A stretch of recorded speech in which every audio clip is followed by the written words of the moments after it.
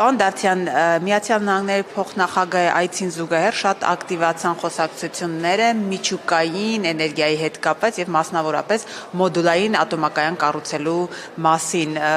Խնդրում եմ ներկայացրեք, դա ինչքանով է այս պահին Հայաստանին ձեռնտու եւ արդյոք ընդհանրապես փորձարկում կա նման ատոմակայանների աշխարհում, Հայաստանի համար դա ինչ է նշանակում, ռիսկեր կան, թե իսկապես հօգուտ է լինելու մեր երկրին էներգետիկ համակարգին։ Այս պայդրությամբ աշխարհում գործում է ընդամենը 2 մոդուլային փոքր հզորության ռեակտոր, մեկը Ռուսաստանի Դաշնությունում, ակադեմիկոս Լոմոնոսով այդ հայտնի սառցահատ նավի վրա, երկրորդը Չինաստանում, որը ընդամենը վերջերս հանձնվեց շահագործման։ Այսինքն մեծ հաշվով մենք գործ ունենք էքսպերիմենտալ բնույթի ուղղվածության հետ եւ վստահ եմ, որ Հայաստանի Հանրապետության համար սա նպատակահարմար չի մի քանի ուղղություններով։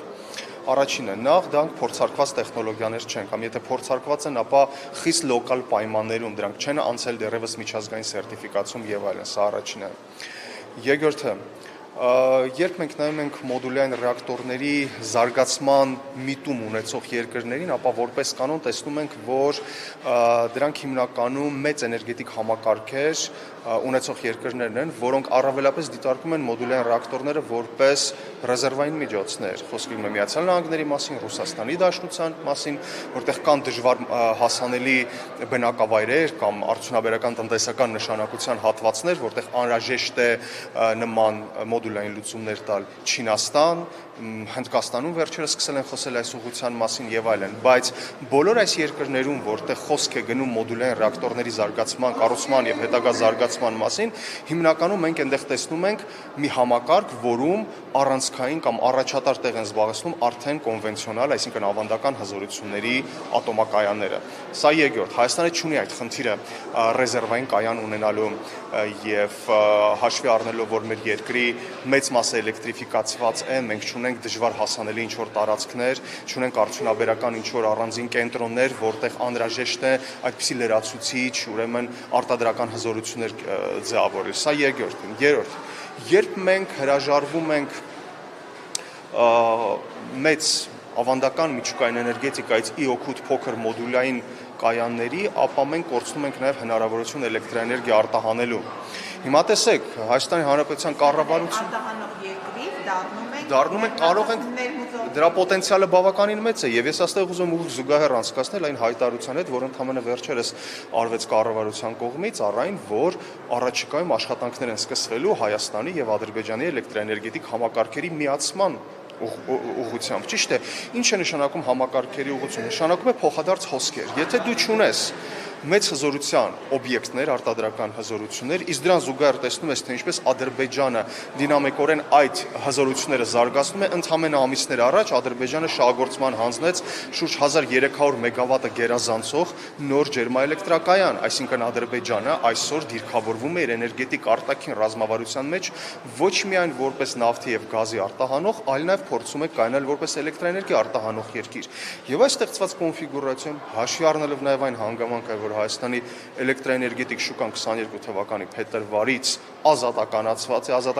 է նաև արտաքին էլեկտրաէներգետիկ առևտուրը, մեծ հզորության ավանդական ատոմակայանի բացակայությունը, որը ապահովում է կայուն գեներացում, հետևաբար նաև հնարավորություն ստեղծում արտահանելու համար, Հայաստանը այդ պայմաններում այո կարող է վերածվել նաև նետո ներկրողի, եւ սա իմ կարծիքով լրջագույն ռազմավարական ռիսկ է։ Սա եւս մեկ փաստարկ ի օգուտ այն ուրեմն դրույթի կամ մոտեցման, որ մոդուլային կայանը, եթե անգամ Հայաստանում կյանքի կոչվի, ապա պետք է դա լինի կամ պետք է տեղի ունենա բացառապես որպես էքսպերիմենտալ բնույթի ինչ-որ մի նախագիծ։ Իդեպ կարող ենք այստեղ զուգահեռ անցկացնել Ուզբեկստանի հետ, որը ընդամենը վերջերս որոշում կայացրեց մեկ հարթակում միաժամանակ կառուցել մեծ հզորության ատոմակայան, խոսքը եթե չեմ սխալվում գնում է 1200 մեգավատանոց ռուսական տեխնոլոգիաներով կառուցող ատոմակայանի մասին եւ դրա հարևանությամբ որպես էքսպերիմենտալ նախագիծ մոդուլային կայան, քանի որ ակնհայտ է, որ սա նորարարական մոտեցում է եւ միջուկային էներգետիկա զարգացող երկրները փորձում են հետ չմնալ այդ տեխնոլոգիայից, բայց որպես հավելյալ կամ ռեզերվային գեներացիոն օբյեկտ։ Փոխարինումը մեծ հզորությունների, մոդուլային հզորություններով իհարկե Հայաստանի համար խիստ խնդրահարույց է եւ տնտեսական եւ գեոտնտեսական առումով արտահանման մասին ես արդեն ասացի եւ ի վերջո Հայաստանը այս սցենարի իրականացման պարագայում կարող է կորցնել այն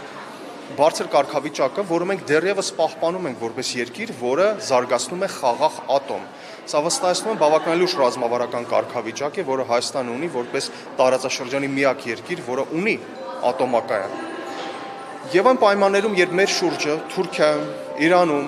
ես չեմ խոսում էլ Մերձավոր Արևելքի, ուրեմն մի շարք երկրների մասին, դինամիկորեն զարգանում է ավանդական միջուկային էներգետիկան, երբ Ադրբեջանը արդեն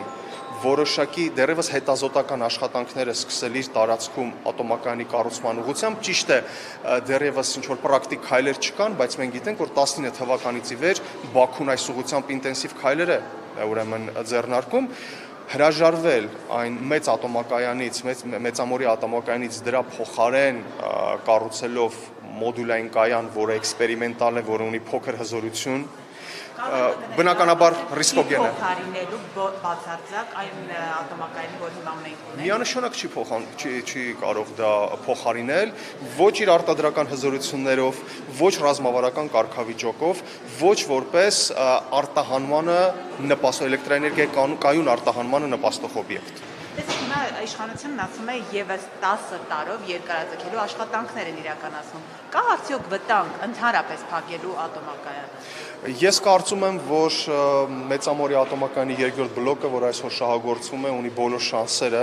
ուրեմն շահագործվելու մինչև 2036 թվական, վերջին տարիներին բավականին ծավալուն մոդեռնիզացիոն աշխատանքներ իրականացվեցին եւ այս տարի եւս սկսվելու են մոդեռնիզացիոն աշխատանքների հերթական փուլը, որ իսկապես թույլ է տալու եւս 10 տարով երկարացնել ատոմակայանի երկրորդ բլոկի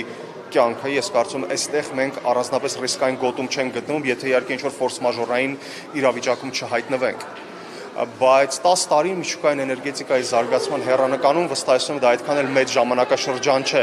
Շատ լավ, հիմա երկարացնում են գործող բլոկի կյանքը 10 տարով։ Սա նշանակում է, որ արդեն այսօր, իսկ եթե ավելի անկեղծ լինենք 3 արդեն պետք է որոշում կայացնել հստակ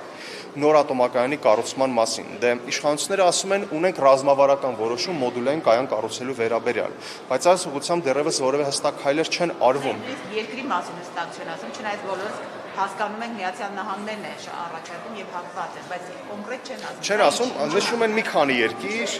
նշում են եւ Ռուսաստան, եւ Միացյալ Նահանգներ, Ֆրանսիա, Չինաստան, անգամ Հարավային Կորեա, եթե չեմ սխալվում, ճիշտ է։ Ինչով է սա պայմանավորված քաղաքական աշխարհաքաղաքական իրողություններով։ Իրականում թեև նշվում է 5 երկիր, հիմնական մրցակցությունը հայկական խաղաղ ատոմի շուրջ ընթանում է երկու գերտերությունների միջև Միացյալ Նահանգներ եւ Ռուսաստանի Դաշնություն։ Ճիշտ է։ Եվ ես կարծում եմ, որ պաշտոնական Երևանը այսօր փորձում է ինչ-որ չափով գուցե հասկանալ, թե ինչ դինամիկա է ստանալու ռուս-ամերիկյան հարաբերությունները առաջիկայում եւ ինչպես են բաշխվելու կամ վերաբաշխվելու ազդեցության գոտիները Հարավային Կովկասում այս երկու գերտերությունների միջև, ըստ այդմ եւ կայացնելու համապատասխան որոշում բլոկի կառուցման վերաբերյալ։ Սա է քաղաքական որոշում է նախ եւ առաջ։ Միջուկային էներգետիկայի ոլորտում կայացվող որոշումները, հատկապես նոր կայանի կայացման մասով, իհարկե աշխարհաքաղաքական բնույթի որոշումներ։ Եվ սա է պատճառը, որ զուգահեռաբար մենք ստանում ենք փաստացի երկու առաջարկ Ռուսաստանի Դաշնությունից, որը ի դեպ ավանդաբար մեզ առաջարկում էր մեծ հզորության ատոմակայան, ընդհանուր մինչև 1200 մեգավատանոց VVER մոդելի ռեակտոր, այսօր արդեն հասկանալով, որ Հայաստանի Հանրապետությունը ունի ինչպես հայտարարվում է ռազմավարական որոշում, բայց իմ կարծիքով դա դեռևս նախնական որոշում է, որը կարող է որոշակի խմբագրման ենթարկել մոդուլային կայանի կառուցման մասով, ռուսական Ռոսատոմը առաջարկում է նաև Rhythm 200N մոդելի փոքր հզորության ատոմակայանի ուրեմն նախագիծը, խոսքը նույն ռեակտորի մասին է, որը այսօր շահագործվում է վերոնշյալ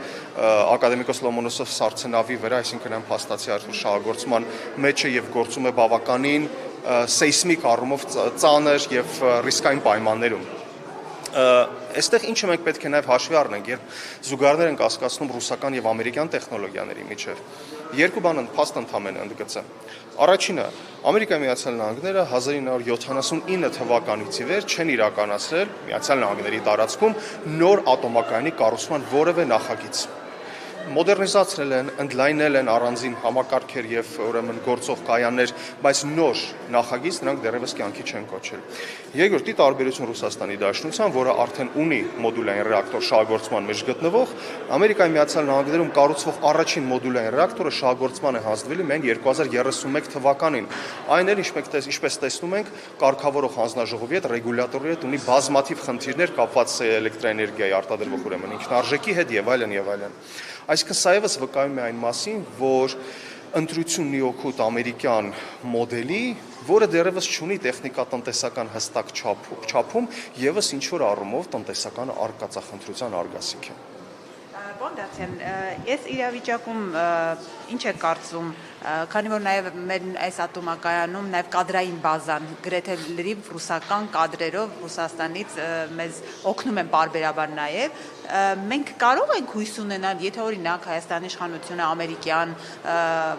տարբերակը ընտրեց, մենք հույս կարող ենք ունենալ, որ մենք ունենանք ճիշտ մասնագետներ, որովհետև ի վերջո մեր բազան միշտ ռուսականի հիմքի վրա է եղել։ Մենք այս առումով եւս ունենք մասնագետներ, կարող ենք այդ ատոմակայան աշխատեցնել ինքնուրույն։ Վստահաբար ոչ, որովհետև ցանկացած տեսակի ատոմակայանի կառուցման հիմքում պետք է ընկած լինի կադրային եւ գիտական դպրոցները։ Դրանք այն դպրոցներն են, որոնք Հայաստանում գործող, որոնք ամբողջությամբ համընկնում են ռուսաստանյան խորհրդային, հետո նաև հետխորհրդային Ռուսաստանի դպրոցների հետ, այսինքն մենք գտնվում ենք նույն գիտական եւ կադրային հարացույցի շրջանակներում։ Ամերիկայի Միացյալ Նահանգներում, ես կրկնում եմ, մոդուլային ռեակտորների սպասարկման համար ձևավորվող դպրոցը դեռևս նորարարական է, այն չի կայացել։ Անկամ եթե զուգահեռներ ենք անցկացնում մոդուլայինի մասով Ռուսաստանի Դաշնության հետ, այնտեղ արդեն կա ձևավորված որոշակի դպրոց, որովհետև կրկնում եմ, կա շահագործման մեջ գտնվող ռեակտոր։ Եվ եթե Հայաստանի Հանրապետությունը կայացնում է որոշում ամերիկյան մոդելի ռեակտոր կառուցելու, ապա բնականաբար է դա կտևի ոչ թե 10 տարի, այլ շատ ավելի երկար, որովհետև կպահանջվի նաև համապատասխան կադրային համակարգի ձևավորում, որը պետք է սպասարկվի անհրաժեշտ գիտական դպրոցի կողմից, սա հսկայական աշխատանք է, որը ես վստահ չեմ, որ Ամերիկայի Միացյալ Նահանգները պատրաստ են ապահովելու Հայաստանի Հանրապետությանը։ Այսինքն, այստեղ ես կարծում եմ, մենք պետք է գտնվենք բացառապես պրագմատիզմի դաշտում, ճիշտ է, մենք մշտապես խոսում ենք այն մասին, որ միջուկային էներգետիկան դա աշխարհաքաղաքական վեկտորի ընտրության ինդիկատոր է ինչ-որ առումով, եւ մենք տեսնում ենք, որ աշխարհաքաղաքական ուղղվածությունները այսօր Հայաստանի Հանրապետության խմբագրվում են եւ դինամիկորեն այդ գործընթացը տեղի ունենում, բայց միջուկային էներգետիկան դա այն ոլորտն է, որը ենթակա չէ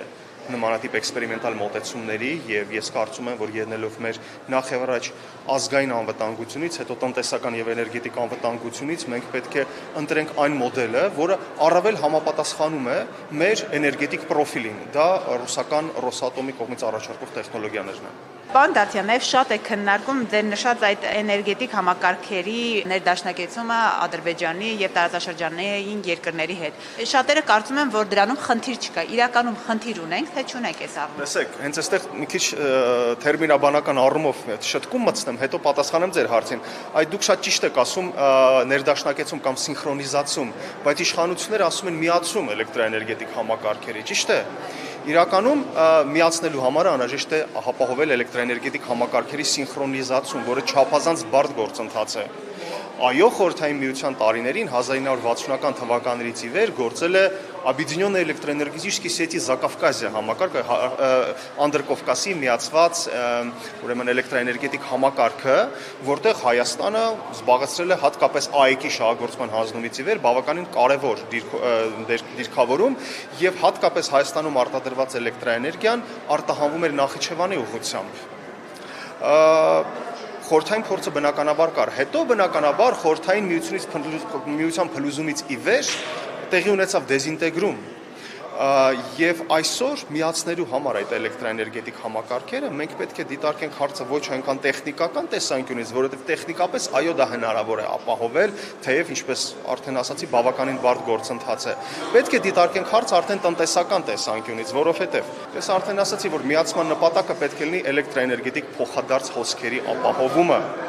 Արդյոք այսօր Ադրբեջանը, որը դինամիկորեն զարգացնում է էլեկտրաէներգետիկ գեներացիան, այդ թվում կանաչ գեներացիան, պատրաստ է Հայաստանի հետ էլեկտրաէներգիայով փոխանակվել, պարզ ասած Հայաստանից էլեկտրաէներգիա ներկրել։ Իհարկե ոչ։ Խոսում է այն մասին, որ Հայաստանը կարող է Ադրբեջանի էլեկտրաէներգետիկ համակարգով դուրս գալ երրորդ շուկաներ։ Այդ որտեղ։ Եկեք պարզապես քարտեզ ուսումնասիրենք, Կենտրոնական Ասիա։ Ես կարծում եմ գուցե սվոփային տարբերակով դա հնարավոր է, բայց արդեն ինքնարժեքի տեսանկյունից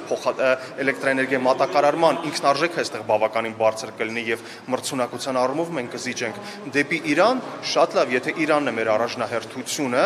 թեև ես արդեն վստահ չեմ դրանում, մենք ունենք արդեն գործող բարձրավոլցանց եւ ինչն ամենակարևորն է, երրորդ օդային գիծը, որը Իրանի հետ տարիներ շարունակ մենք կառուցում ենք, այդպես էլ չեն կարողանում ավարտի հասցնել, մինչդեռ դա այն նախագիծն է, որը կարող էր թույլ տալ Հայաստանից արտահանվող էլեկտրաէներգիան դեպի Իրան եռապատկել հասնելով մինչև 1200 մեգավատ։ Եթե Վրաստանն է մեր նպատակ, ապա պետք չի մենք Ադրբեջանի տարածքով դուրս գանք Վրաստանի էլեկտրաէներգետիկ համակարգ։ Տարիներ առաջ, դեռևս 2019 թվականին պետք է մեկնարկած լիներ Հայաստան-Վրաստան նոր էլեկտրաէներգետիկ օդային ուրեմն բարձրավոլտ գծի կառուցման աշխատանքները, որոնք փաստացի ձախողվեցին, այսօր հերթական անգամ կառավարությունը փորձում է միջազգային տենդեր հայտարարել։ Հասկանում եք, այսինքն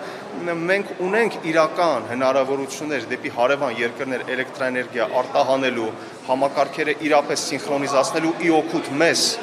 որովհետև թե Իրանում, հատկապես Հյուսիսային նահանգներում, թե Վրաստանում առկա է էլեկտրաէներգիայի բավականին մեծ պակասորտ։ Ինչ վերաբերում է Ադրբեջանին, ապա այդ պակասորտը այնտեղ գրեթե բացակայում է կամ մենք տեսնում ենք, թե ինչպես է հաղթահարվում, ըստ այդմ, հաշվի առնելով նաև մեր միջուկային էներգետիկայի շուրջ ընթացող շատ բարդ զարգացումները եւ այն, որ Հայաստանի գործող իշխանությունները էներգետիկ համակարգի զարգացման այդ քաղաքականության կենտրոնում դրել են արևային կամ վերականգնող էներգետիկան, ակնհայտ է, որ սա կարող է այս միացումը կարող է վերացնել մեզ էլեկտրաէներգիայի նետո ներկրողի, ինչը խիստ բացասական սցենար է մեր համար։